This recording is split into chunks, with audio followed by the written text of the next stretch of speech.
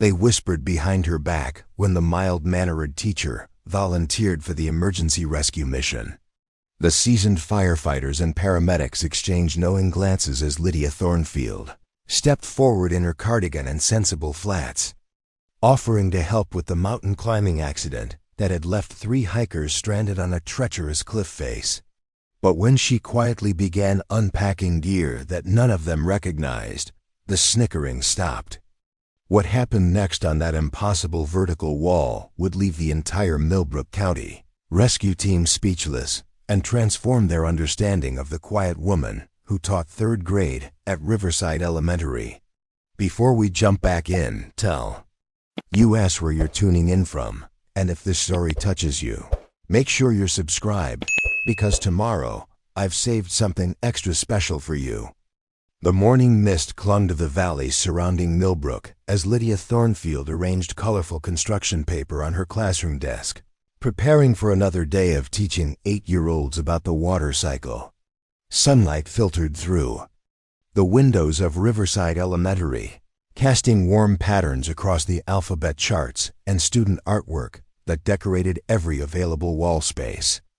At 42, Lydia had the kind of gentle presence that made children feel safe and parents trust her completely with their most precious treasures. Her classroom reflected her personality, organized but warm, practical but creative. Hand-drawn weather charts hung next to carefully laminated learning stations. A reading corner filled with worn but beloved books invited quiet moments, while science experiments in various stages sat along the windowsill, each one designed to spark curiosity in young minds. Lydia moved through her domain with the quiet confidence of someone who had found her calling, adjusting a plant here, straightening a chair there, ensuring everything was perfect for her students' arrival. The residents of Millbrook knew Lydia as the teacher who stayed late to help struggling readers, who organized the annual science fair with endless patience, and who somehow managed to make even the most reluctant learners excited about multiplication tables. She lived alone in a modest cottage on Elm Street, tended a garden that was the envy of the neighborhood, and spent her weekends hiking the numerous trails that wound through the surrounding Cascade Mountains. To everyone who knew her, she was exactly what she appeared to be: a dedicated educator with a gentle soul and an unremarkable life. But appearances, as the people of Millbrook would soon discover, could be profoundly deceiving. Lydia's morning routine was as predictable as sunrise. She arrived at school by 7:30, unlocked her classroom, and spent 30 minutes reviewing lesson plans while sipping coffee from a mug that read, "World's okayest teacher," a gift from her students the previous Christmas. Her desk, like everything else in her life, was meticulously organized. To the casual observer, it held the standard teacher supplies: red pens, sticky notes, grade books, and a small succulent plant named Gerald that her 3rd graders helped her water. What they couldn't see was the locked drawer at the bottom of her desk, secured with a combination that only she knew. Inside that drawer, beneath teaching supplies and emergency snacks for hungry students, lay items that would have seemed wildly out of place in an elementary school classroom: detailed topographical maps of the Cascade Mountain Range, updated monthly; technical climbing hardware catalogs, their pages worn from frequent reference; and a small leather-bound journal filled with notes written in a precise hand-root descriptions, weather patterns, equipment specifications, and safety protocols that read more like a mountaineering manual than anything belonging to a 3rd grade teacher. The walls of Lydia's cottage told a different story than her classroom did, though she was careful about who she invited inside. Framed photographs showed her not grading papers or organizing craft supplies, but rappelling down cliff faces, crossing glacier crevasses, and standing triumphant on mountain peaks that most people only saw in magazines.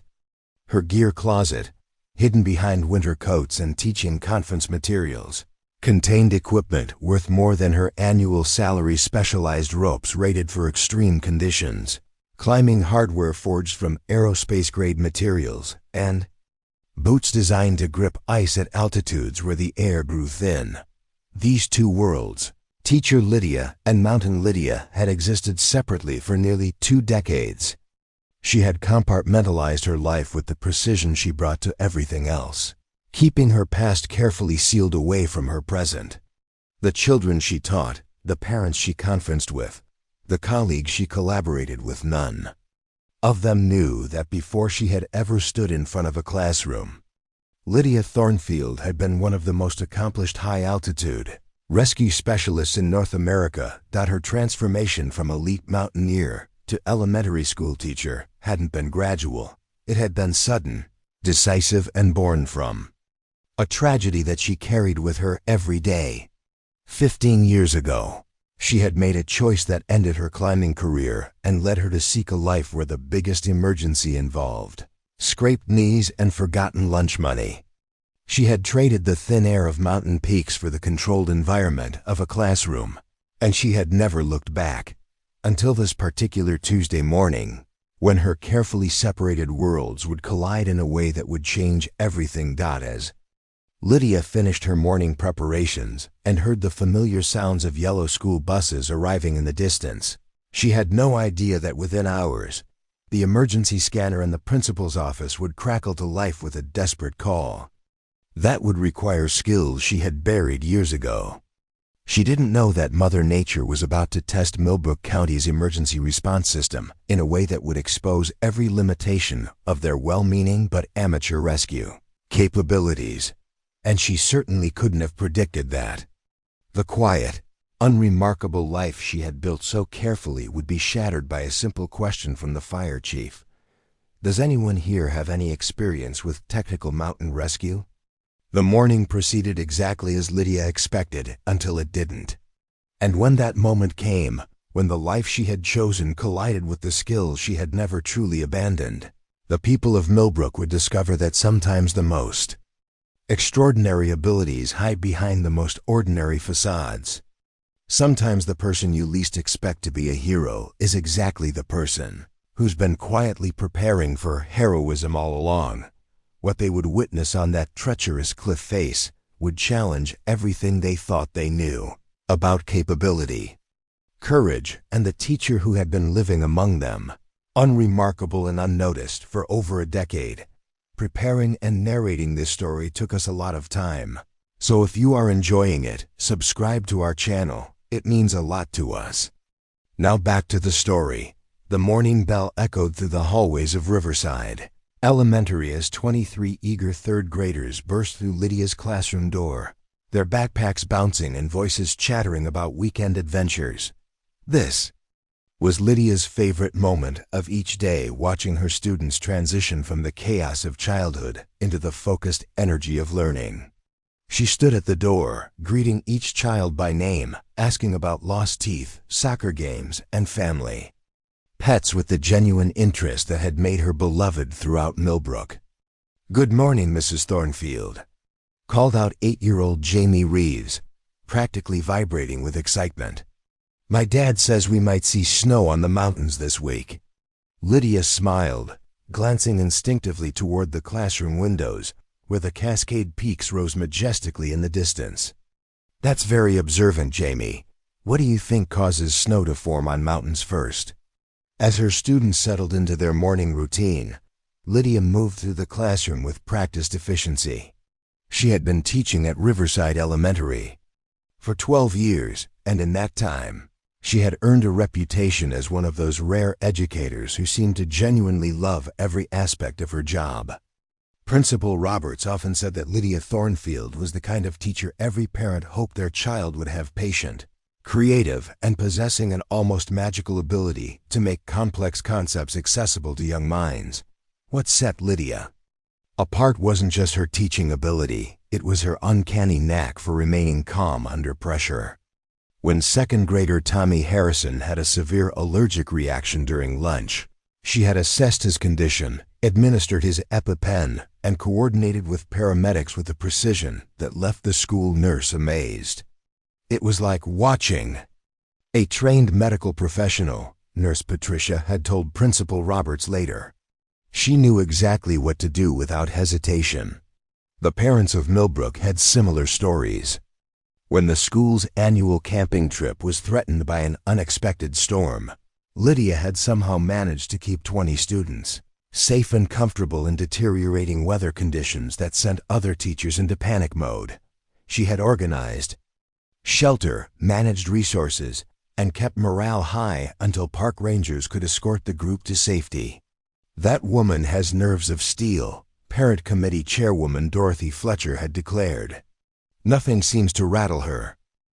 These incidents had cemented Lydia's reputation as someone who could handle anything, though no one could quite explain where a third-grade teacher had developed such exceptional crisis management skills. Her colleagues attributed it to natural instinct and good training. Her students' parents assumed it came from years of dealing with classroom emergencies. None of them suspected that her responses were rooted in muscle memory developed during years of life-or-death situations in some of the world's most challenging environments. Lydia's teaching philosophy reflected this hidden background in ways that her colleagues found impressive but couldn't quite understand. While other teachers focused on classroom management and curriculum delivery, she emphasized problem-solving, risk assessment, and teamwork. Her students learned to think critically about cause and effect, to remain calm when facing unexpected challenges, and to support each other during difficult moments.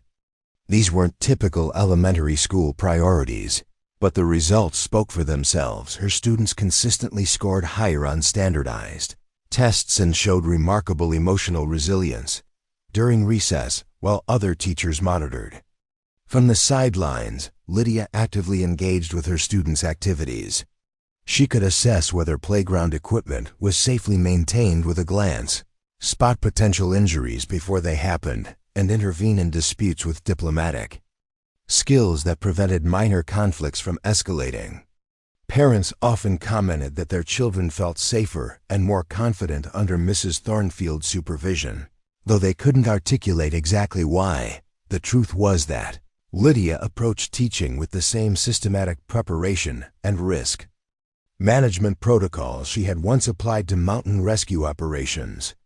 She studied each student like she had once studied climbing routes, identifying strengths, weaknesses, potential problems, and optimal approaches for success.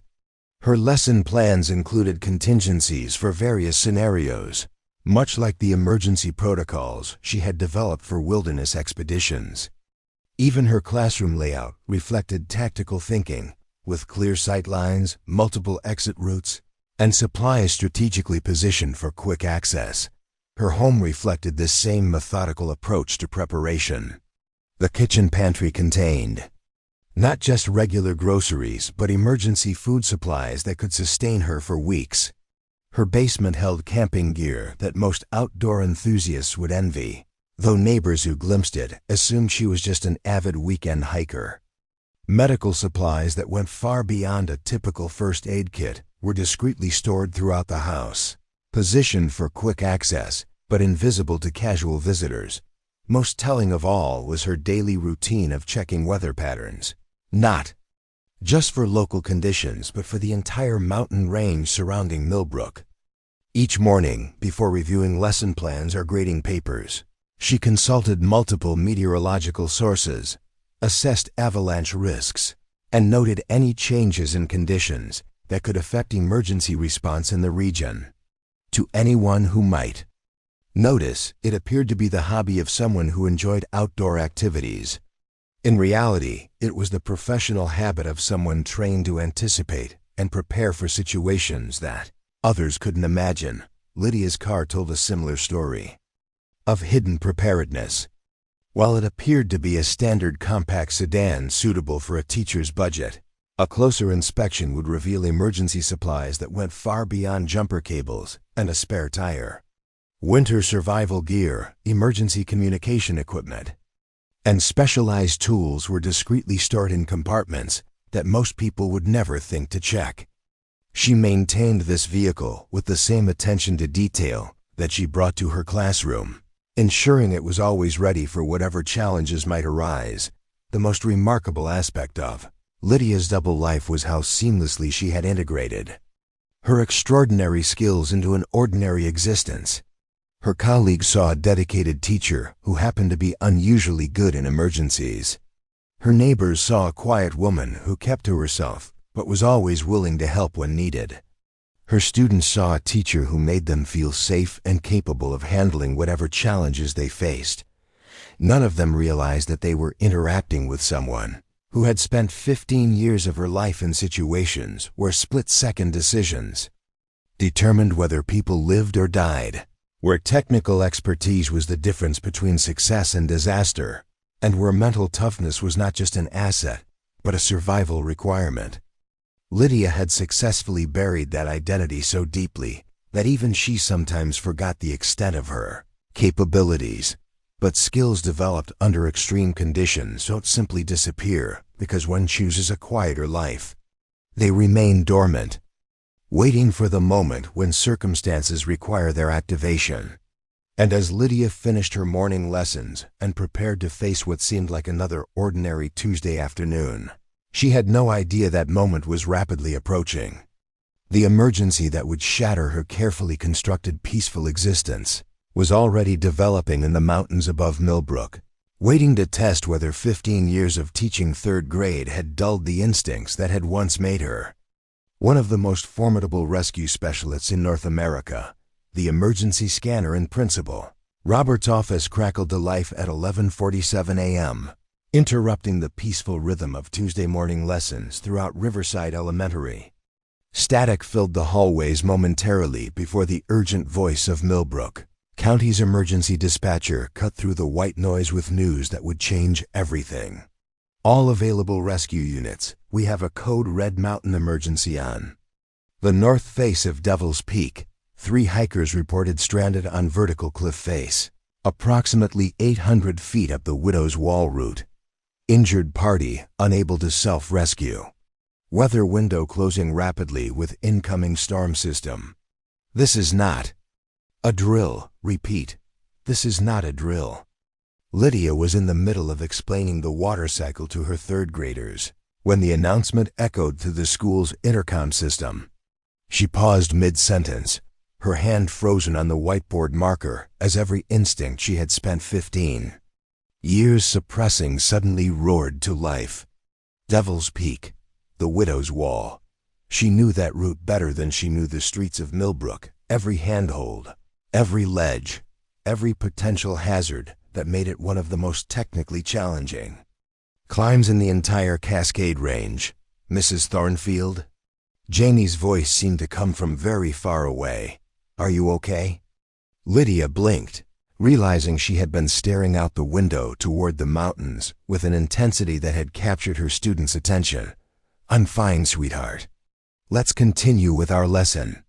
But even as she turned back to the whiteboard, part of her mind was already calculating rescue scenarios, assessing equipment needs, and running through protocols she hadn't used in over a decade. The Widow's Wall was notorious among serious climbers, a nearly vertical granite face that offered spectacular views for those skilled enough to reach its summit, but punished any mistake with potentially fatal consequences. Most rescue teams in the region avoided it entirely, lacking both the technical expertise and specialized equipment required for safe operations on such challenging terrain. Lydia knew this because she had been called in to consult on 3 previous rescue attempts over the years, all of which had ended in failure due to inadequate preparation and insufficient skills. 20 minutes later, as her students worked quietly on math worksheets, Principal Roberts appeared in her doorway with an expression of barely controlled panic. Lydia, could I see you in the hallway for a moment? She stepped outside, closing the classroom door behind her.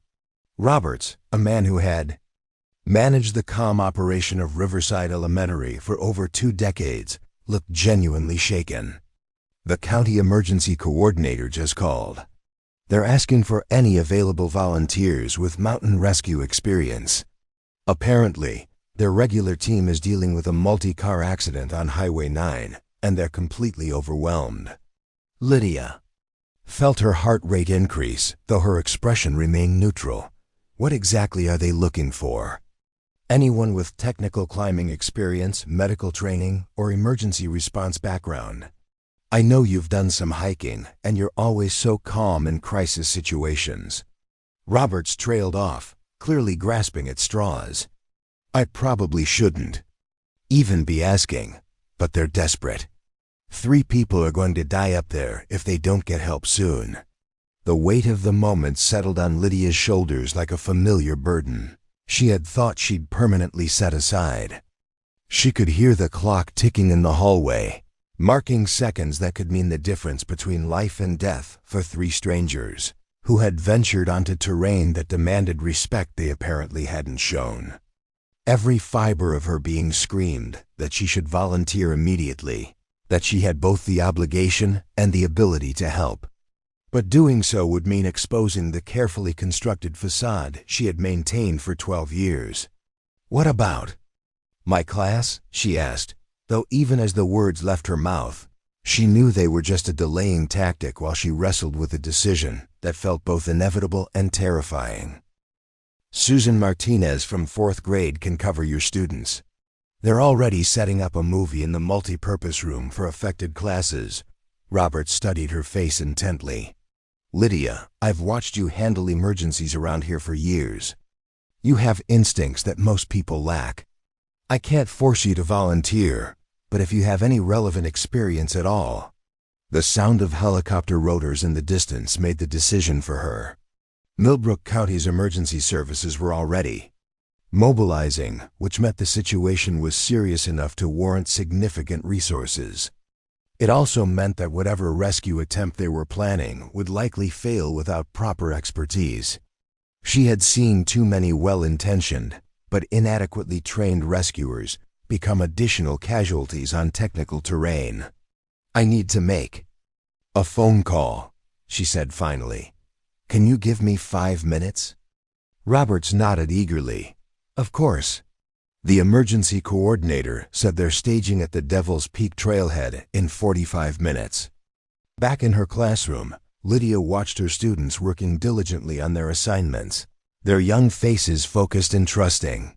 These children represented everything she loved about her new life: the predictability, the controlled environment, the ability to nurture growth without the constant specter of life-threatening danger.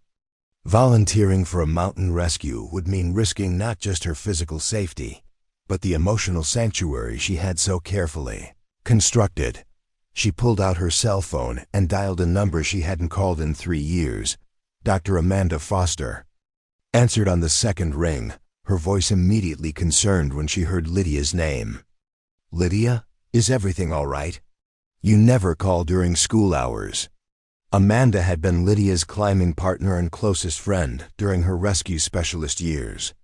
She was also one of the few people who knew the real reason Lydia had left the mountains behind. "Amanda, I need to ask you something, and I need you to be completely honest with me. Always, what's happening?" "There's a rescue situation developing on Devil's Peak, multiple victims stranded on the Widow's Wall. The local team is overwhelmed, and they're asking for volunteers." Lydia paused, watching her students through the classroom window. "Do you think I still have what it takes?" The silence on the other end stretched for several heartbeats before Amanda spoke, her voice carefully measured. "Lydia, you were the best technical rescue specialist I ever worked with. That kind of skill doesn't just disappear. But the question isn't whether you can do it. The question is whether you should. You left that world for good reasons.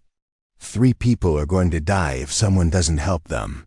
And you'll carry that guilt for the rest of your life if you don't try," Amanda finished the thought. "Just like you've been carrying the guilt from the Morrison rescue for 15 years, even though there was nothing more you could have done."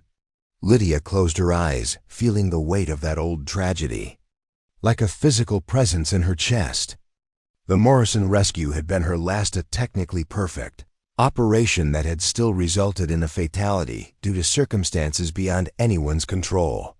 She had quit the next day, unable to face the possibility of experiencing that kind of loss again. "The weather window is closing," she said quietly. "If I'm going to do this, I need to decide now." "Then ask yourself this," Amanda said gently. Can you live with yourself if you don't try? Because I know you, Lydia Thornfield, and you've never been able to walk away from people who need help, no matter how much it costs you personally." After hanging up, Lydia sat in her empty classroom for 30 seconds, listening to the distant sound of emergency vehicles and helicopter rotors. Through her window, she could see the mountains where 3 people were waiting for rescue that might never come if the volunteers lacked proper training and equipment. She thought about her students who would wonder where their teacher had gone. She thought about the parents who trusted her to be there every day. She thought about the quiet life she had built and how much she had to lose. Then she thought about 3 strangers clinging to a cliff face, running out of time as storm clouds gathered overhead. Lydia opened a locked drawer in her desk and pulled out her cell phone contact list numbers she hadn't dialed in years, but had never been able to delete. If she was going to do this, she would need equipment that Millbrook County's emergency services definitely didn't possess. More importantly, she would need to mentally prepare herself for a return to a world where split-second decisions carried life or death consequences. She walked to Principal Roberts' office, knowing that the moment she said yes, everything would change. The teacher who had spent 12 years avoiding risk and seeking stability was about to voluntarily enter one of the most dangerous rescue scenarios imaginable. But as she raised her hand to knock on his door, she realized that some callings are too strong to ignore, no matter how far you run or how deeply you bury them. "Principal Roberts," she called through his open doorway. "I'll do it, but I'm going to need to make some very specific equipment requests, and we'll need to expedite everything if we're going to save those people." The look of relief on his face told her that she had just committed herself to a course of action that would test everything she thought she had learned about letting go of her past. The mountains were calling her back, and this time, she was going to answer. The Devil's Peak trailhead parking lot had been transformed into a chaotic staging area that made Lydia's stomach clench with familiar dread. Emergency vehicles clustered haphazardly around the gravel lot: ambulances, fire trucks, county sheriff SUVs, and a medical helicopter that had landed in the nearby field. Red and blue lights painted the surrounding pine trees in urgent colors while radio chatter filled the air with overlapping voices reporting weather conditions, equipment status, and increasingly dire updates about the stranded hikers. Lydia parked her modest sedan between a massive fire department rescue truck and the county emergency coordinator's command vehicle, immediately feeling out of place. She had stopped at home to change from her teaching clothes into hiking gear, but even her well-maintained outdoor equipment looked modest compared to the expensive, logo-covered gear visible through the windows of other vehicles. More concerning than appearances, however, was the obvious lack of coordination she observed as she walked toward the command post. Emergency responders clustered in small groups, each focused on their specific area of expertise, but clearly lacking unified leadership. For a technical mountain rescue, the fire department team huddled around topographical maps, pointing at various routes up the mountain but obviously unfamiliar with the specific challenges of the Widow's Wall. Paramedics checked medical equipment that would be useless if they couldn't reach the victims. Sheriff's deputies managed traffic and communications, but had no mountain rescue training. The scene had all the hallmarks of a well-intentioned response that was doomed to fail due to inadequate specialization. "Are you the volunteer with climbing experience?" A tall man in a fire chief's uniform approached her with barely concealed desperation. "I'm Chief Morrison, no relation to." "Well, anyway, I'm coordinating the rescue effort. We really need someone who knows what they're doing up there." The name hit Lydia like a physical blow, though she managed to keep her expression neutral. Morrison, the same surname as the climber whose death had ended her rescue career 15 years earlier. "I'm Lydia Thornfield. I have some technical climbing background." Chief Morrison's relief was palpable, though his next words revealed just how dire the situation had become. "Thank God. We've got 3 hikers, 2 college students, and their guide stuck about 800 feet up the north face. The guide took a fall trying to set up a rappel anchor and is unconscious with what looks like a serious head injury. The students are uninjured but inexperienced and terrified. They're on a ledge that's maybe 4 feet wide, and the weather is deteriorating fast. Lydia studied the assembled responders with growing concern. She counted 15 people, all dedicated and brave, but none with the specialized skills required for a technical rescue on near vertical terrain. The fire department's rescue team was equipped for structural emergencies and water rescues. The paramedics were trained for ground-based medical interventions. The sheriff's deputies were communication specialists and traffic coordinators. Not one of them had ever attempted a rescue on anything more challenging than a hiking trail. "What's your current plan?" she asked, though the chaos around her already suggested there wasn't one. Chief Morrison led her to a folding table where topographical maps were spread with various routes marked in different colored pens. "We were thinking about approaching from the south side, maybe setting up a pulley system from the summit to lower someone down to them." Lydia examined the maps, her experienced eye immediately identifying multiple problems with their proposed approach. The south side route would take at least 6 hours to complete in good weather time they didn't have with a head injury victim and incoming storms.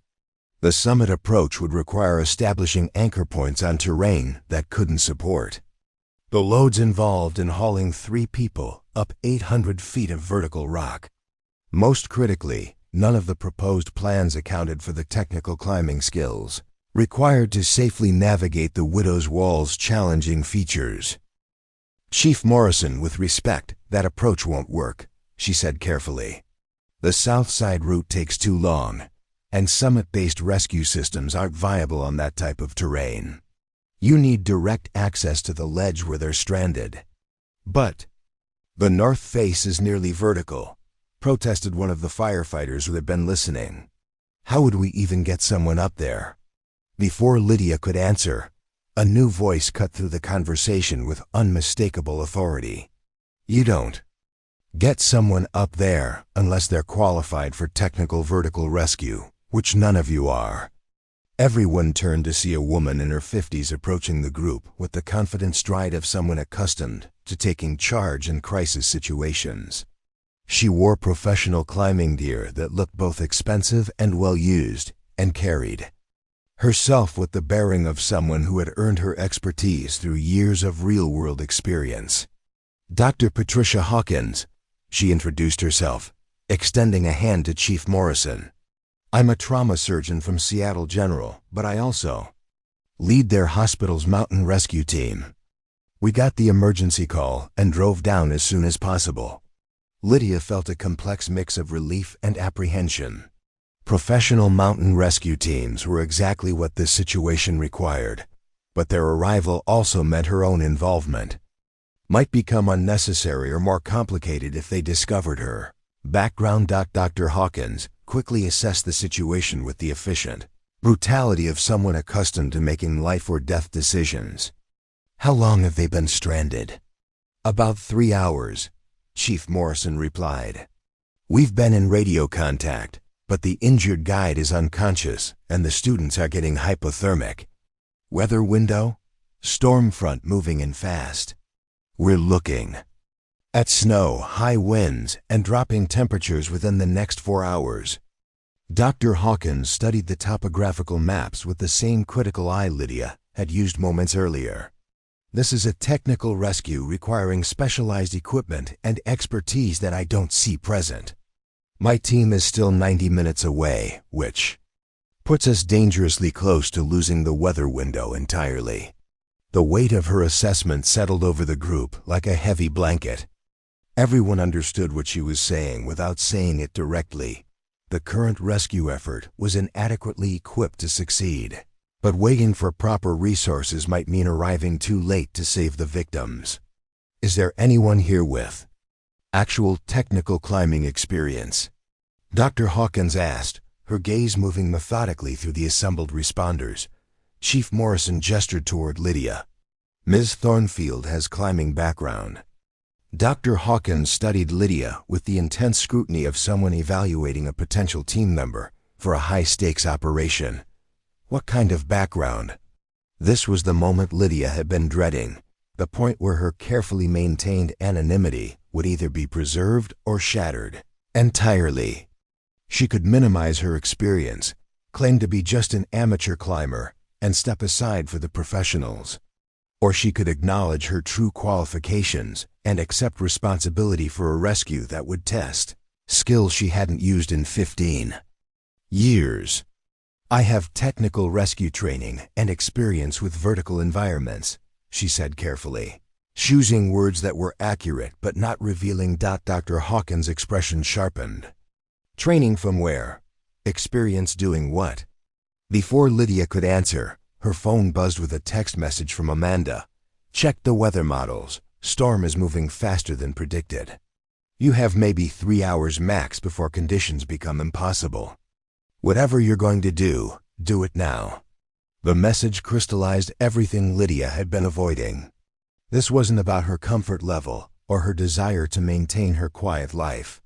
3 people were running out of time, and the assembled rescue teams, despite their dedication and bravery, lacked the specific expertise required to save them. Dr. Hawkins' team might have the skills, but they wouldn't arrive in time to beat the weather.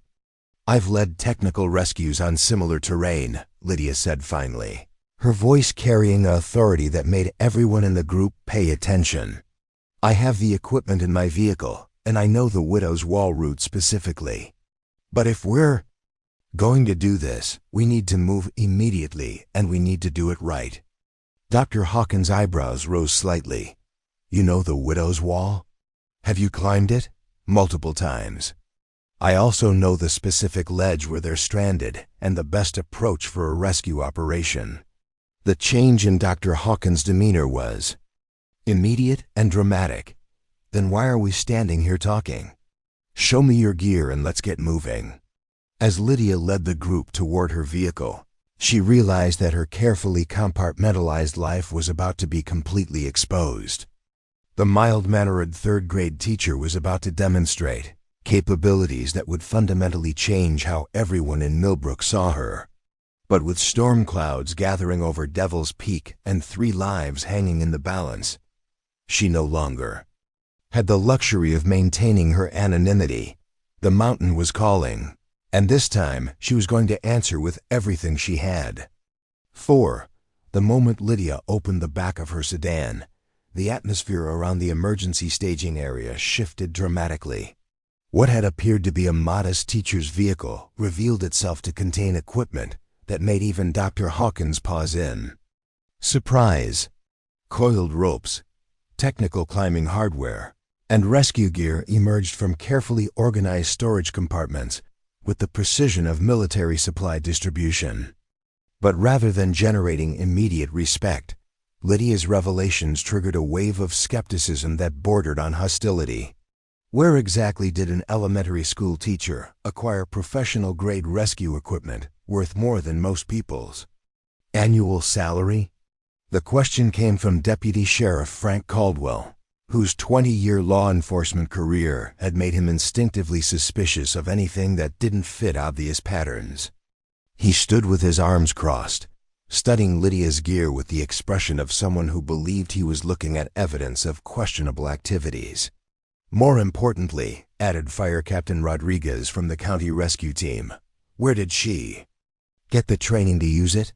Because I've been doing emergency response for 15 years, and I've never seen equipment like this outside of specialized military or commercial operations." Dr. Hawkins examined one of Lydia's ropes with professional interest, running her fingers along the sheath to check for wear patterns. "This is 11mm dynamic rope rated for technical rescue operations. The hardware is all certified for professional use. None of this is weekend warrior gear." The growing crowd of emergency responders gathered around Lydia's vehicle created an atmosphere of intense scrutiny that felt more like an interrogation than preparation for a rescue mission. She could feel their suspicion building as they processed the disconnect between her appearance and the caliber of equipment she possessed. To them, she was an unknown quantity, a small-town teacher claiming expertise that seemed inconsistent with her background. "Look, I appreciate your willingness to help," Chief Morrison said with the diplomatic tone of someone trying to diffuse a potentially volatile situation. "But we need to verify credentials before we put anyone at risk." "What training certifications do you have? What agency did you work with? Can you provide references?"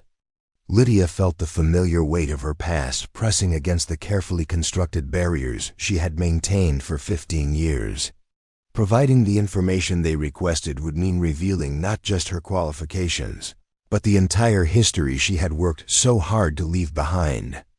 It would mean acknowledging the career she had abandoned, the reputation she had walked away from, and the tragedy that had driven her into self-imposed exile. "My training was conducted through private contractors working with federal agencies," she said carefully, trying to find words that were technically accurate without being revealing. "The certifications are current, but the work was specialized and not typically public record." Deputy Caldwell's expression hardened. "That's awfully convenient.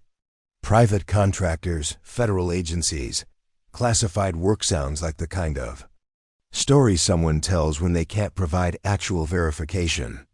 Or," added Captain Rodriguez with barely concealed disdain, "when someone has watched too many movies and thinks they can fake their way through a real emergency.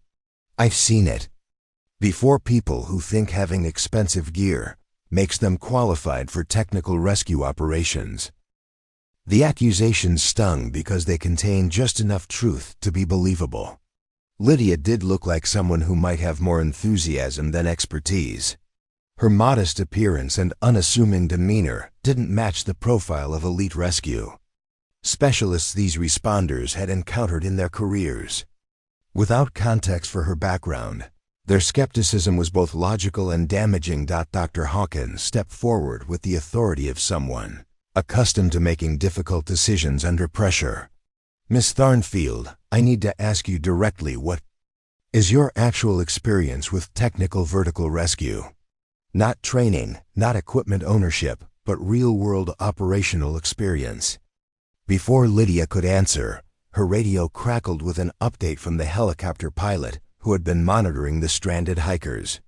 "Base camp, this is Air Rescue 1. Conditions on the north face are deteriorating rapidly. Visibility is dropping, and wind speeds are increasing. The injured party appears to be showing signs of severe hypothermia. We need immediate action, or we're going to lose the weather window entirely." The urgency of the update should have focused everyone's attention on the rescue mission, but instead it seemed to increase the pressure on Lydia to prove her qualifications. The assembled responders looked at her expectantly, waiting for answers that would either validate or disqualify her involvement in what was clearly becoming a life-or-death race against time. "We don't have time for this," said a voice from behind the group. Everyone turned to see Tom Fletcher, a local outfitter and guide who had just arrived at the staging area. "I know that route, and I know those conditions.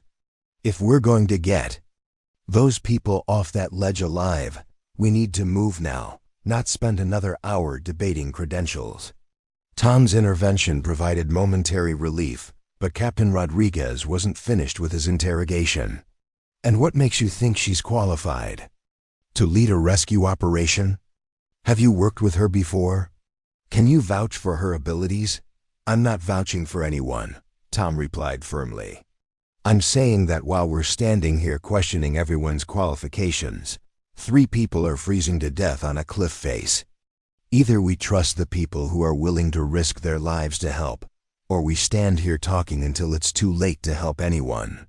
Dr. Hawkins studied Lydia with the calculating gaze of someone trying to make a critical assessment under impossible time constraints. "Miss Thornfield, I'm going to ask you one final question, and I need you to be completely honest with me. Based on your actual experience and current capabilities, do you believe you can successfully lead a technical rescue operation on the Widow's Wall under deteriorating weather conditions?" The question hung in the air like a challenge that would define everything that followed. Lydia could feel the weight of everyone's expectations, their doubts, and their desperate hope that anyone could provide the expertise they lacked. She thought about the three strangers clinging to a ledge 800 feet above the ground, running out of time as storm clouds gathered overhead. She thought about her students who trusted her to keep them safe every day. She thought about 15 years of deliberately avoiding exactly this kind of responsibility. "Yes," she said quietly, but with absolute conviction. "I can do it." Deputy Caldwell shook his head in disbelief. "This is insane. We're talking about risking more lives based on the word of someone who won't even tell us where she learned to climb." "And what do you suggest?" Dr. Hawkins asked sharply. "My team won't arrive for another hour and 20 minutes. The weather window closes in less than 3 hours. Are you volunteering to go up there yourself?" The challenge silenced Caldwell, but it didn't eliminate the tension that had built around Lydia's mysterious qualifications. She could see doubt in the eyes of most of the assembled responders, along with the kind of reluctant desperation that comes when all the good options have been exhausted. Captain Rodriguez made one final attempt to establish control over the situation. "If we're going to do this, it needs to be done properly. Miss Thornfield can assist, but operational command should remain with certified emergency responders. We can't just turn a technical rescue over to someone we know nothing about." "That would be a mistake," Lydia said, speaking with an authority that surprised everyone, including herself. "Technical vertical rescue requires specialized knowledge, an experience that can't be supplemented by general emergency response training. If you want to save those people, the person with the most relevant expertise needs to lead the operation." The statement created a moment of absolute silence as everyone processed what she had just said. She had essentially claimed to be more qualified than any of the professional emergency responders present, a declaration that was either supremely confident or completely delusional. Dr. Hawkins was the first to break the silence. "All right, Ms. Thornfield, you're asking us to trust you with 3 lives and potentially more if things go wrong. Show us what you've got, and let's see if you can back up those claims." As Lydia began methodically organizing her equipment and explaining her proposed rescue strategy, she realized that the real test hadn't even begun yet. The skepticism and hostility she was facing from the emergency responders was just the beginning. Soon, she would have to prove her capabilities not with words or credentials, but with performance under the most challenging conditions imaginable. The mountain was waiting, and so were 3 people whose survival depended on whether a mild-mannered, 3rd-grade teacher could transform herself back into the elite rescue specialist she had once been. The helicopter pilot's voice crackled through the radio again, cutting through the tension at the staging area with an update that made everyone's blood run cold. "Base camp, this is Air Rescue 1. I just completed another visual sweep of the north face. The injured guide is unconscious and appears to be going into shock. The 2 students are showing advanced signs of hypothermia. Wind speeds are now gusting to 45 miles per hour.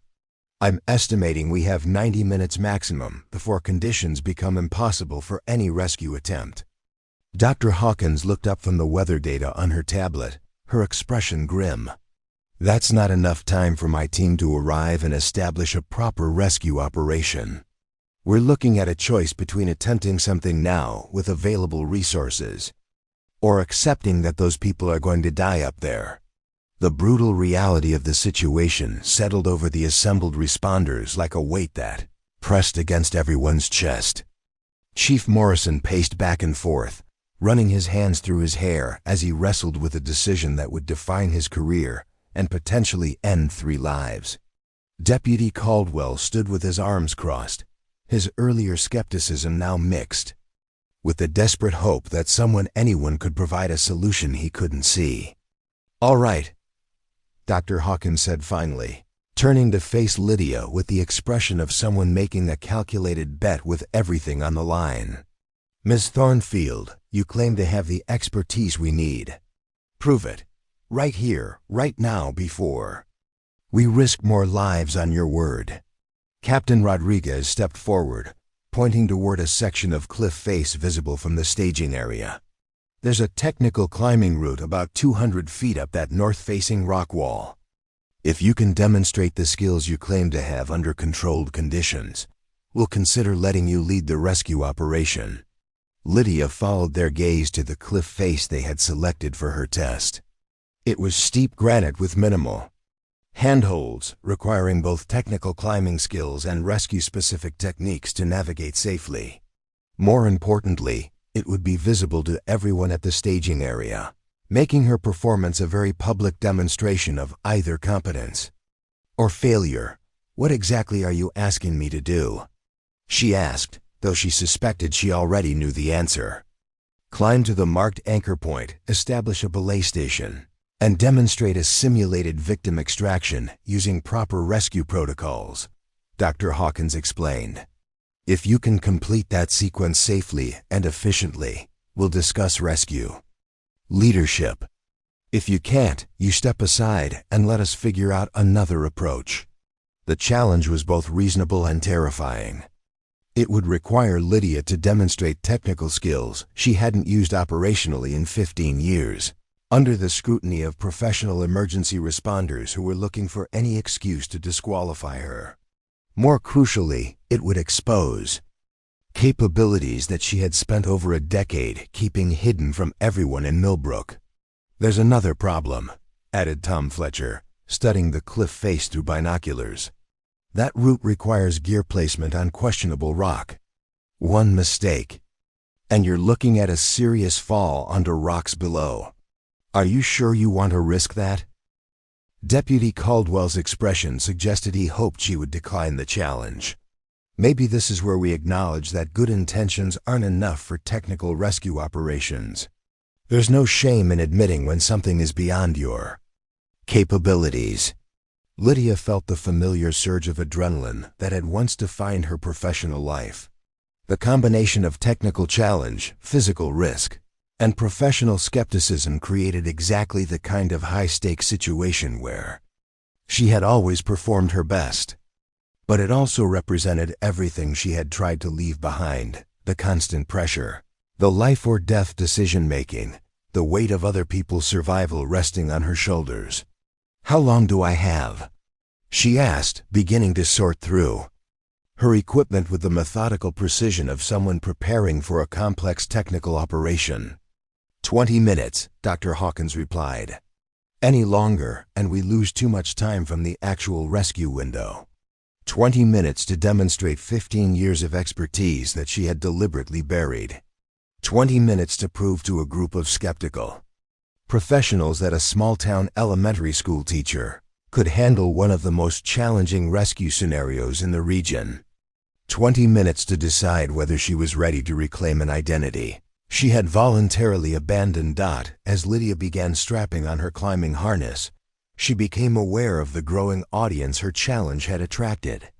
Word had spread through the staging area that the volunteer teacher was about to attempt a technical demonstration that would determine the fate of the rescue mission.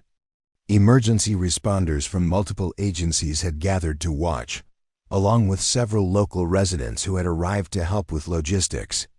Even some of her fellow teachers from Riverside Elementary had somehow learned about the situation and driven to the staging area to see what was happening. "Lydia?" A familiar voice called from the crowd. She turned to see Principal Roberts approaching with an expression of complete bewilderment. "What on earth is going on here? I thought you were volunteering to help with communications or something." The presence of her principal and colleagues added another layer of pressure to an already impossible situation. These were people who knew her as the quiet, reliable teacher who organized science fairs and helped struggling readers. Watching her attempt a technical climbing demonstration would fundamentally change their understanding of who she was, regardless of whether she succeeded or failed. "I need to focus right now, Principal Roberts," she said politely but firmly. I'll explain everything later. Dr. Hawkins stepped forward with a radio and a detailed list of technical requirements. Miss Thornfield, you'll be in constant radio contact during the demonstration. We need to see proper anchor placement, correct belay technique, and simulated victim packaging. Any safety violation or technical error ends the test immediately. Captain Rodriguez added his own conditions. And just so we're clear, if you can't complete this demonstration, you're done. No negotiation, no second chances. We'll figure out another approach that doesn't involve unverified volunteers. The weight of their expectations pressed against Lydia's chest like a physical force. 3 lives hanging in the balance. Professional reputations at stake. Her own carefully constructed peaceful existence about to be either validated or destroyed. The storm clouds gathering over Devil's Peak served as a constant reminder that time was running out for everyone involved. I understand the conditions, she said, clipping her radio to her harness and checking her equipment one final time. But I have one condition of my own. Dr. Hawkins raised an eyebrow. You're hardly in a position to make demands. When I complete this demonstration successfully, Lydia said with quiet confidence that surprised everyone listening, I lead the rescue operation without interference from anyone who doesn't have technical vertical rescue experience. No committee decisions, no second guessing, no management by consensus. If you want those people to survive, you let the person with the most relevant expertise make the operational decisions. The audacity of her statement created a moment of stunned silence. She had essentially demanded complete authority over an operation involving multiple agencies and significant resources. Based on a demonstration she hadn't even attempted yet, Captain Rodriguez laughed, but there was no humor in the sound. Lady, you haven't even proven you can climb that wall yet, and you're already demanding to run the whole operation? I'm establishing the terms under which I'm willing to risk my life and reputation, Lydia replied calmly. Take it or leave. Dr. Hawkins studied her with renewed interest. You're either supremely confident or completely delusional. We'll find out which in the next 20 minutes. As Lydia approached the base of the cliff face, she realized that everything that had defined her adult life was about to change. The next 20 minutes would determine not just whether 3 strangers survived their mountain adventure, but whether she could reclaim the skills and confidence that had once made her one of the most respected rescue specialists in North America. Rock Face loomed above her, challenging and unforgiving. Behind her, dozens of people waited to see whether their desperate gamble on an unknown quantity would pay off. Above them all, storm clouds continued their relentless approach toward Devil's Peak, where 3 people clung to life on a ledge. That was running out of time. Lydia took a deep breath, felt the familiar weight of her gear, and began to climb. The first handhold felt like coming home. As Lydia's fingers found their grip on the granite face, 15 years of careful compartmentalization dissolved in an instant. Her body remembered what her mind had tried to forget, the precise balance of strength and technique required for vertical movement. The constant calculation of risk and reward that defined technical climbing. The meditative focus that transformed fear into fuel. Below her, the assembled crowd of emergency responders, colleagues, and curious onlookers had fallen into expectant silence. She could feel their eyes tracking her movement, their collective breath held as they waited to see whether the mild-mannered elementary school teacher would validate or destroy their desperate hopes. But as she settled into her climbing rhythm, their presence faded into background noise, replaced by the hyper-awareness that had once defined her professional existence. Her first moves up the wall were deliberately methodical, each placement tested twice before committing her weight. This wasn't about speed or dramatic flair. It was about demonstrating the systematic approach that separated professionals from enthusiasts. Every handhold was evaluated for stability, every foot placement calculated to preserve energy for the more challenging sections ahead. To observers unfamiliar with technical climbing, Her progress might have seemed cautious to the point of hesitation. But Dr. Hawkins, watching through binoculars, recognized the fluid precision of someone whose movements were governed by decades of experience rather than adrenaline. "Her technique is flawless," Dr. Hawkins murmured to Captain Rodriguez, who stood beside her with obvious tension. "Look at how she's reading the rock, how she's conserving energy. That's not amateur climbing." Lydia reached the first technical section, a slight overhang that required her to place protective gear while hanging from increasingly small holds. This was where recreational climbers typically struggled, where strength alone became insufficient and technique became paramount. She paused for a moment, studying the rock formation with the analytical eye of someone, evaluating both immediate challenges and long-term consequences. Her gear placement was textbook perfect. Each piece of protection was positioned with the precision of someone who understood that equipment failure in a rescue situation meant not just personal danger, but the potential loss of the people she was trying to save. She tested each anchor with systematic pulls, building redundancy into every placement according to protocols that existed more in muscle memory than conscious thought. "Jesus," whispered Tom Fletcher, lowering his own binoculars. "I've been guiding in these mountains for 20 years, and I've never seen gear placement that clean." The radio on her harness crackled with Dr. Hawkins' voice. "Miss Thornfield, can you explain your anchor selection for the observers?" Lydia's response came without breaking her focus or rhythm. Primary anchor is a 3-piece equalized system using hexagonal nuts in horizontal cracks. Secondary anchor utilizes spring-loaded camming devices in a vertical fissure, approximately 18 inches to the left. Load distribution follows serene.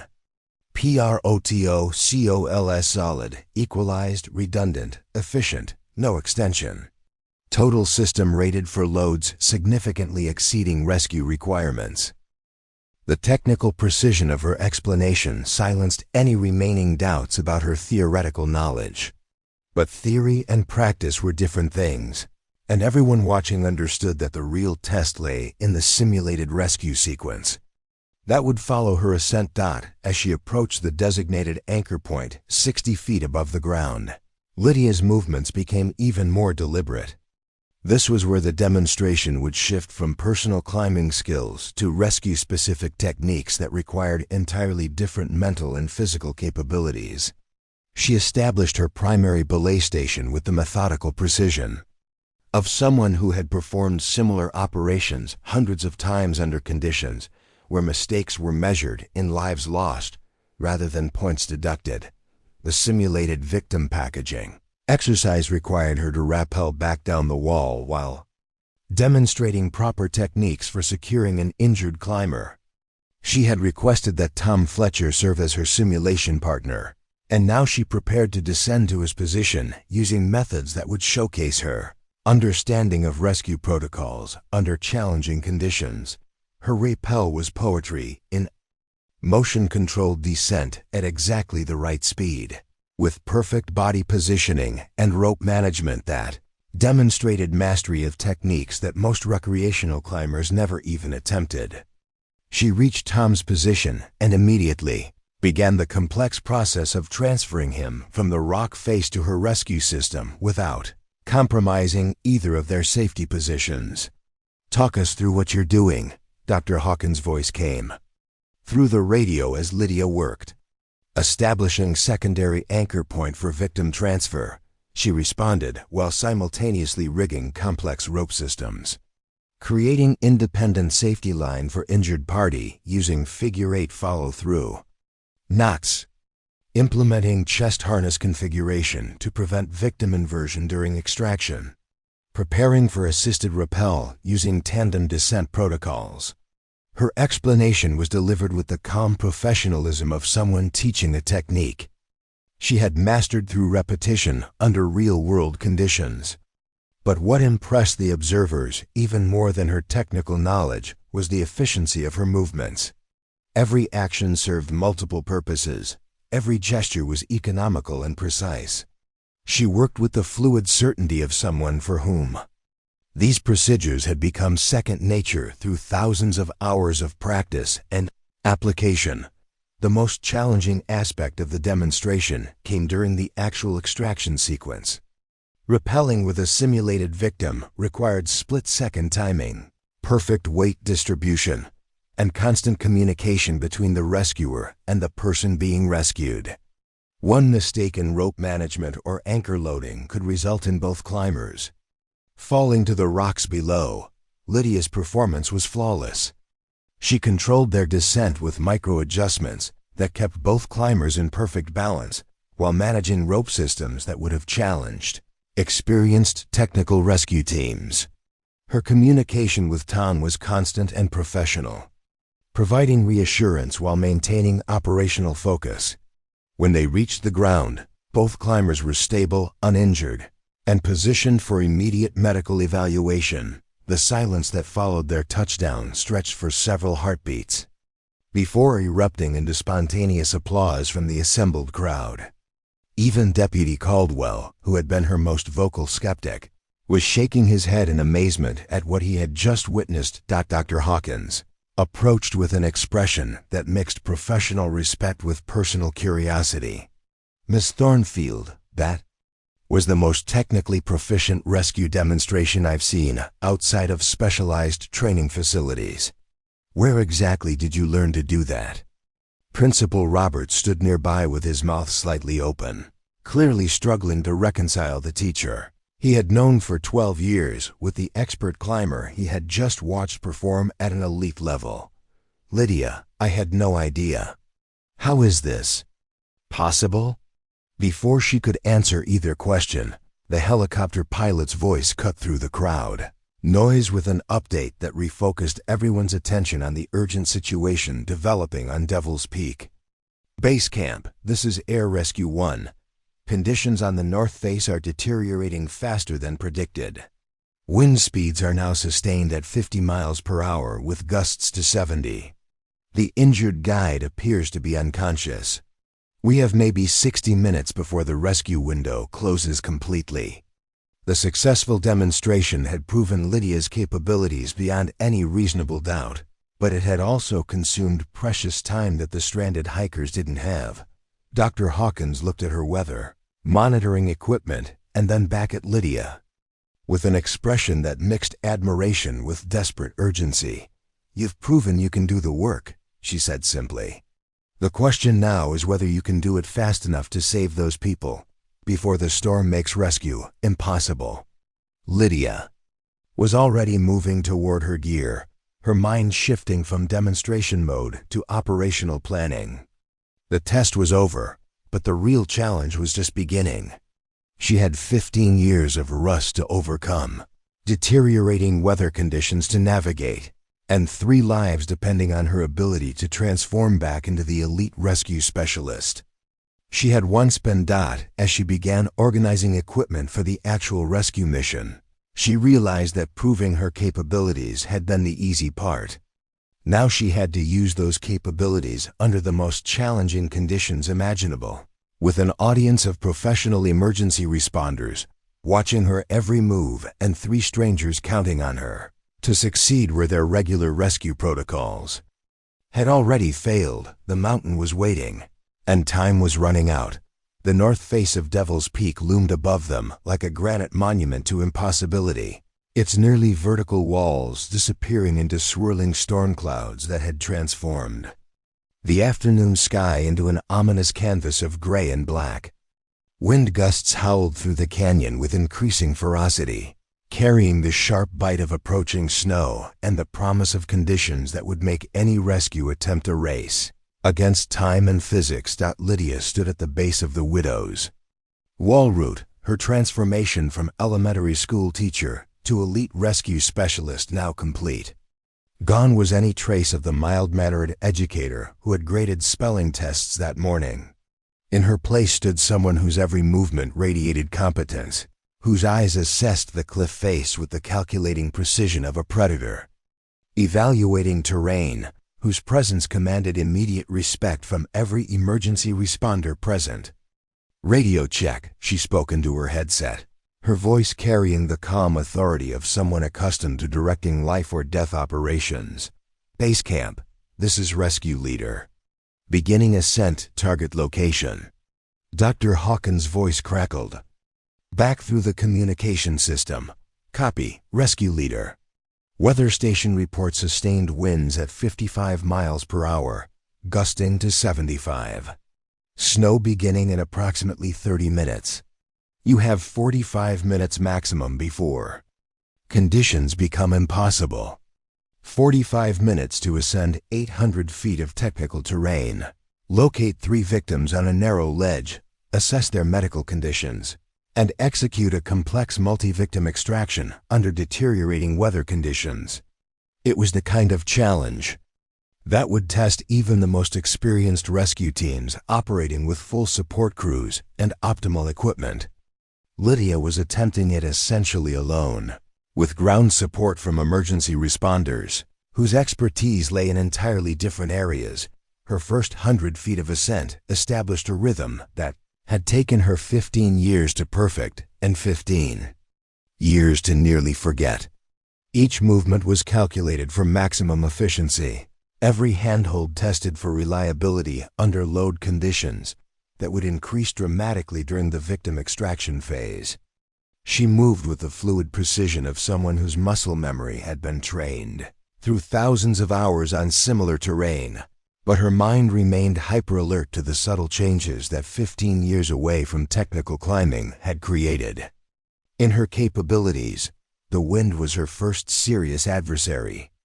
Gusts strong enough to knock an unprepared climber from the wall, hit with irregular timing that required constant adjustment to her technique and positioning.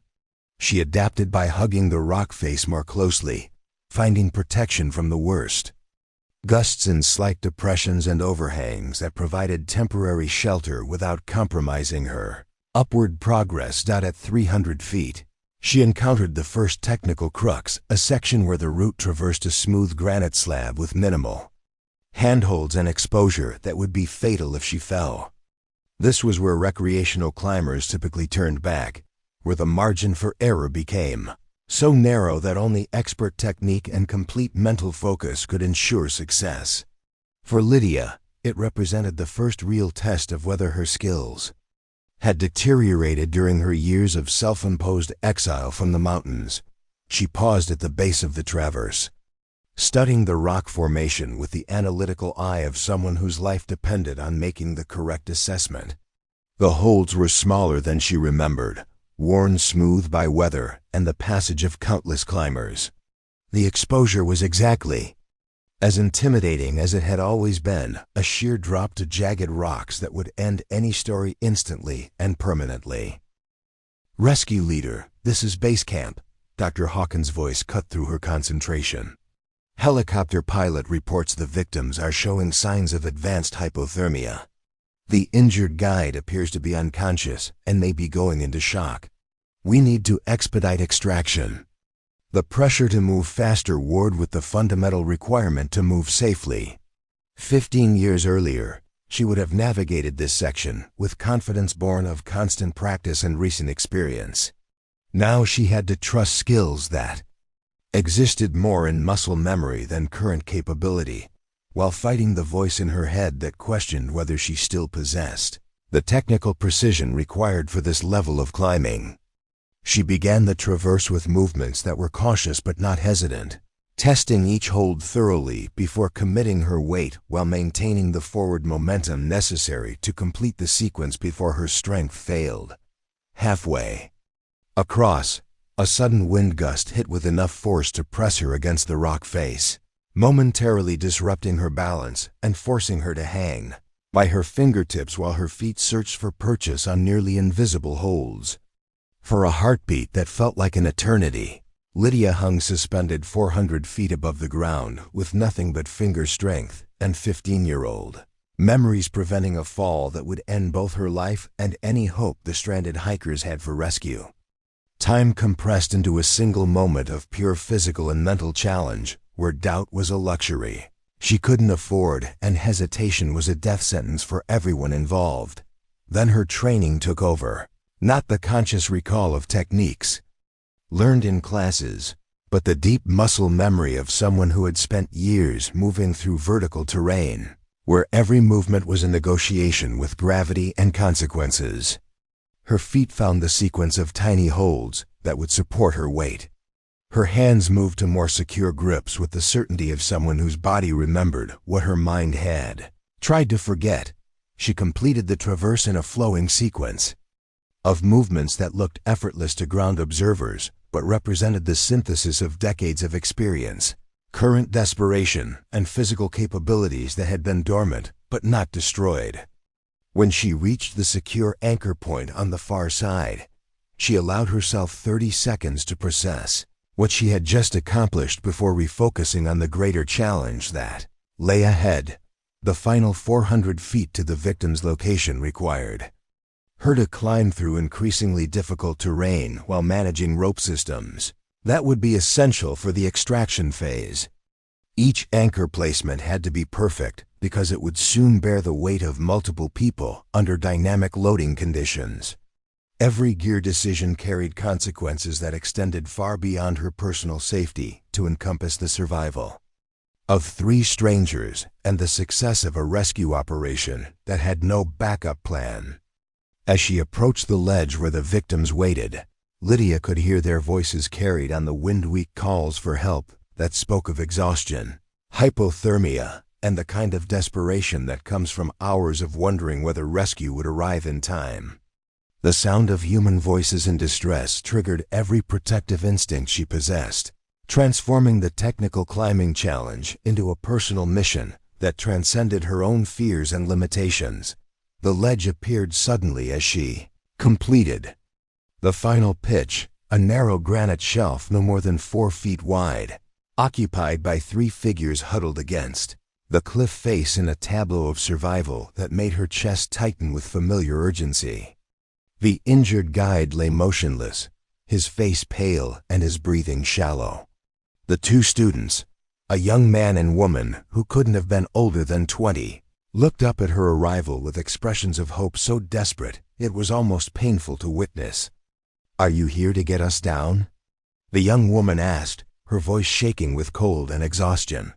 Lydia secured herself to the cliff face with an anchor system that could support the weight of multiple people, then turned to assess the medical situation with skills that combined wilderness medicine training with the triage experience that came from years of emergency response work. "I'm here to get all of you down," she said with calm authority that cut through their panic. "But first, I need to check everyone's condition and set up extraction systems. Can you tell me what happened?" As she began the complex process of preparing 3 hypothermic victims for a technical rescue extraction under conditions that were rapidly becoming impossible, Lydia realized that this moment represented more than just the culmination of a challenging climb. It was the point where 15 years of running from her past collided with the undeniable reality that some callings are too fundamental to abandon permanently. The storm was closing in, time was running out, and 3 lives depended on her ability to execute a rescue operation that would test every skill she had ever learned. But for the first time in 15 years, she felt completely certain of who she was and what she was capable of accomplishing. The teacher had become the rescuer, and the real work was just beginning.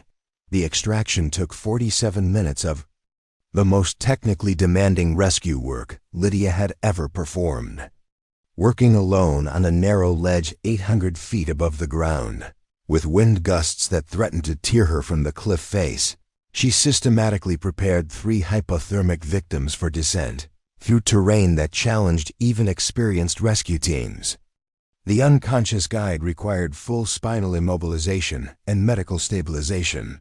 The 2 students needed psychological support as much as physical preparation, their terror of the descent process nearly as dangerous as their deteriorating medical conditions. When the last victim touched solid ground at the base of Devil's Peak, the assembled crowd of emergency responders erupted in spontaneous applause that echoed off the surrounding cliffs. But the cheering died quickly as everyone realized what they had just witnessed: a rescue operation that redefined their understanding of what was possible under impossible conditions. Dr. Hawkins was the first to reach Lydia as she rappelled down from her final anchor point, her professional composure cracking as she processed the magnitude of what had just been accomplished. That was the most technically proficient rescue operation I've witnessed in 20 years of emergency medicine, she said, her voice carrying a mixture of awe and professional respect. I need to know where you learned to do that. Captain Rodriguez, who had been coordinating ground support throughout the operation, stood nearby with an expression of someone whose fundamental assumptions about capability and expertise had been completely overturned. I've worked with elite rescue teams from 3 different counties, he said slowly. None of them could have pulled off what you just did up there. The transformation in their attitudes was immediate and absolute. The same emergency responders, who had questioned her credentials hours earlier, now spoke to her with the deference typically reserved for recognized experts. Deputy Caldwell, who had been her most vocal skeptic, approached with obvious embarrassment about his earlier doubts. Miss Thornfield, I owe you an apology, he said, extending his hand. I was wrong to question your qualifications. What you did up there, that saved 3 lives that would have been lost otherwise. But the most profound change came from her colleagues at Riverside Elementary, who had watched the entire operation with expressions of complete bewilderment.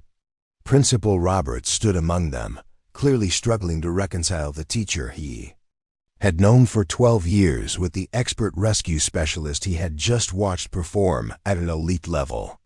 Lydia, he said finally, his voice carrying a note of hurt confusion, how is it possible that we never knew about this?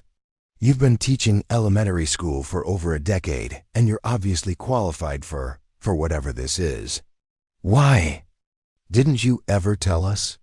The question hung in the air between them, loaded with implications about trust, identity, and the fundamental honesty that forms the foundation of professional relationships. Around them, emergency responders continued the process of stabilizing the rescued victims and preparing them for transport to medical facilities. But the personal drama unfolding between Lydia and her teaching colleagues had captured everyone's attention. Because I wanted to be a teacher, she said simply, her voice carrying the exhaustion that comes after extreme physical and emotional exertion. I didn't want to be defined by what I used to do. I wanted to be valued for who I became.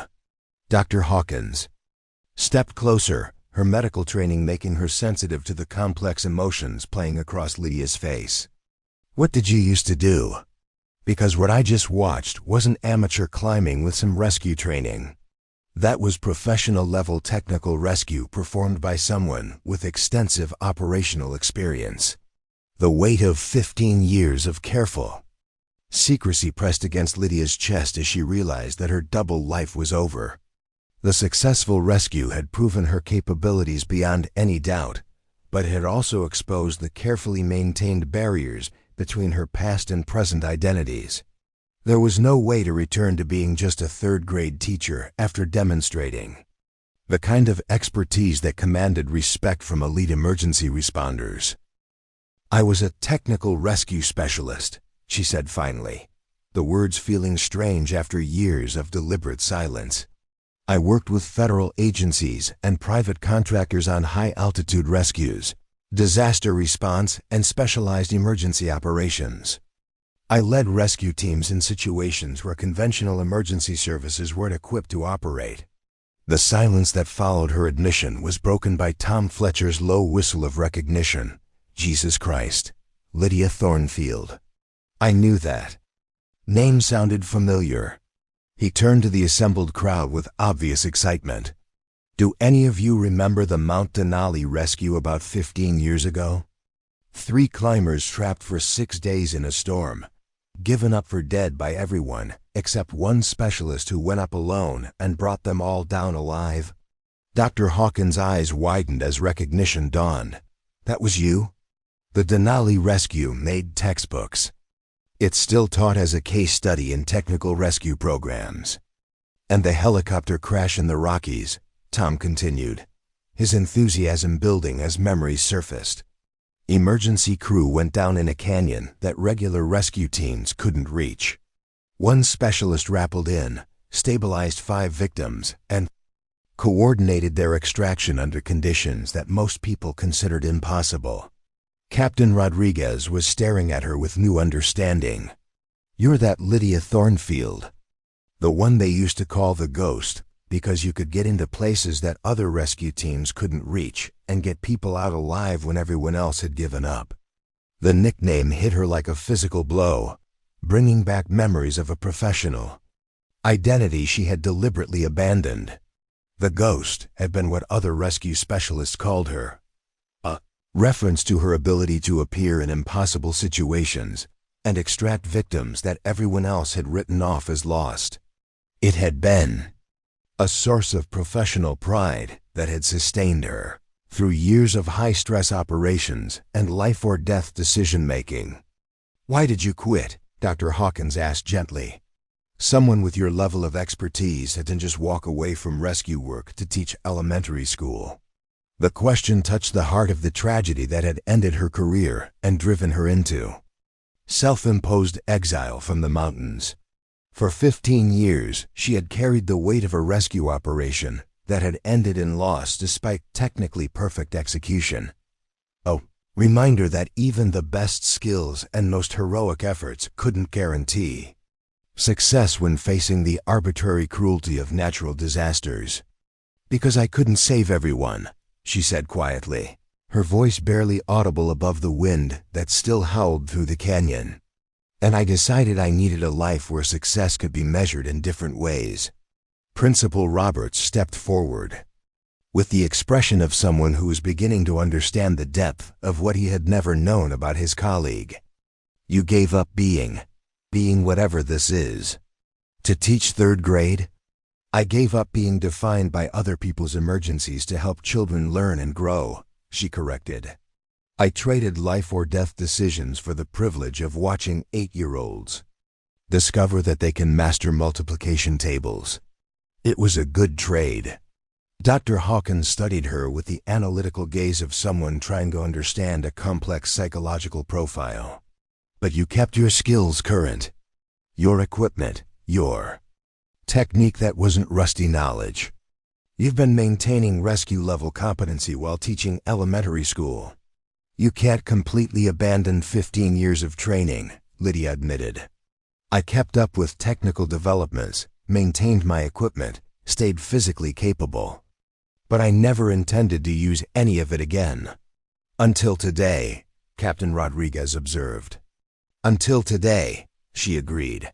The conversation was interrupted by the arrival of Dr. Hawkins' mountain rescue team from Seattle, who had finally reached the staging area just as the operation concluded. Their leader, a weathered man in his 50s, approached the group with obvious confusion about why their specialized services were no longer needed. "Someone want to explain why 3 victims were extracted from the widow's wall without our team?" he asked, his tone suggesting professional irritation at being excluded from a high-profile rescue. Dr. Hawkins gestured toward Lydia with an expression that mixed pride and amazement. "Meet Lydia Thornfield. She completed the entire operation solo while we were en route." The team leader's expression shifted from irritation to disbelief. "Solo extraction from the widow's wall? That's a minimum 4-person operation requiring specialized equipment and extensive planning. Tell that to the 3 people who are alive because she did it anyway," Tom Fletcher said with obvious admiration.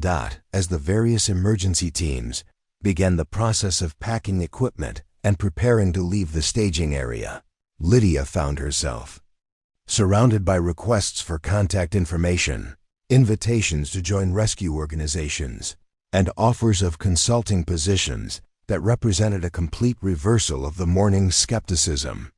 The transformation from dismissed volunteer to sought-after expert had taken place in the span of a single afternoon, fundamentally altering not just how others saw her, but how she saw herself.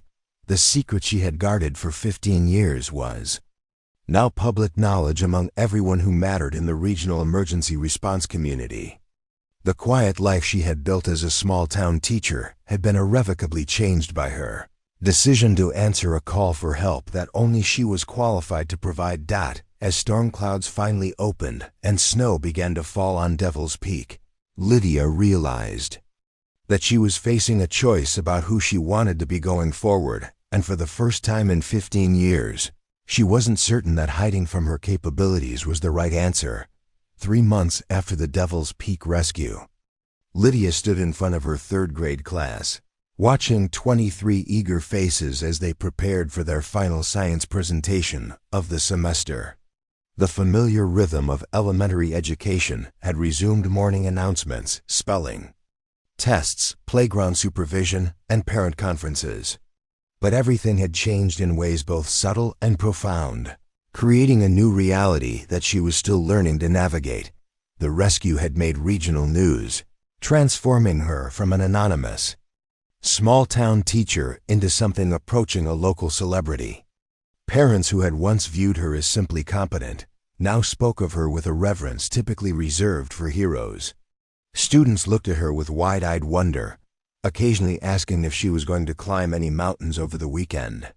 Even her colleagues treated her differently, their casual interactions now tinged with an awareness that they were working alongside someone whose capabilities extended far beyond lesson plans and art projects.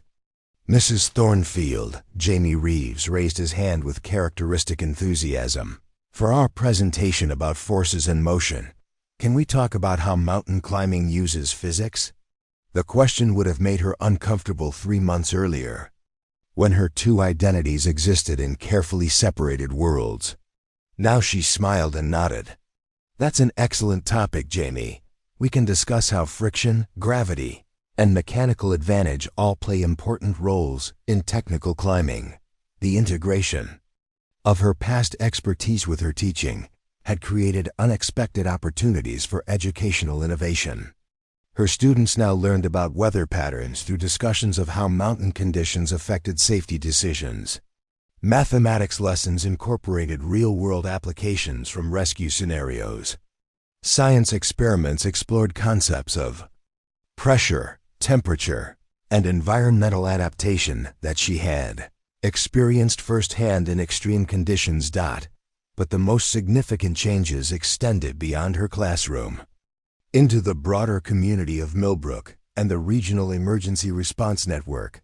Dr. Hawkins had been persistent in her efforts to convince Lydia to join their hospital's rescue team, while Captain Rodriguez had offered her a consulting position with the county emergency services.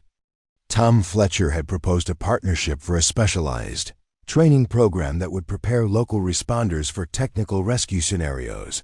Each opportunity represented a path back toward the world she had deliberately left behind, creating a tension between the quiet stability she had sought and the calling she had never entirely abandoned.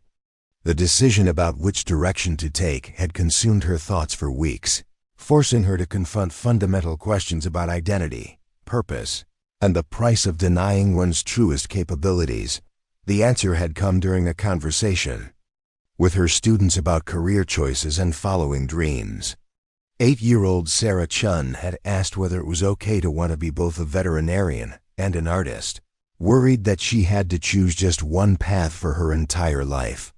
The most interesting people, Lydia had told her class, are often those who combine different skills and interests in ways that make them unique. You don't have to be just one thing. Speaking those words aloud had crystallized her own decision about the future. She didn't have to choose between being a teacher and being a rescue specialist.